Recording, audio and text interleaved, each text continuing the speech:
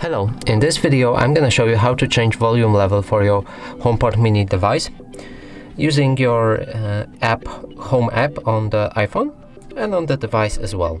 And you can also do it by voice commands. So I'm gonna show you all of the examples.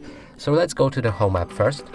Then select the device you want to lower or increase the volume for and hold your finger onto it like that.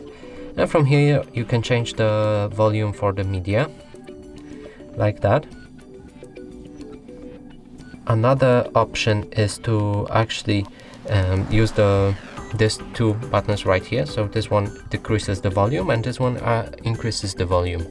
And you can also do it by asking the Siri to do that for you. Hey Siri, can you increase the volume to 20%, please?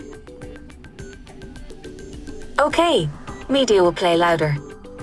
And that's it for this video. Hope you like it. Please consider subscribing to our channel, leave a like and a comment below.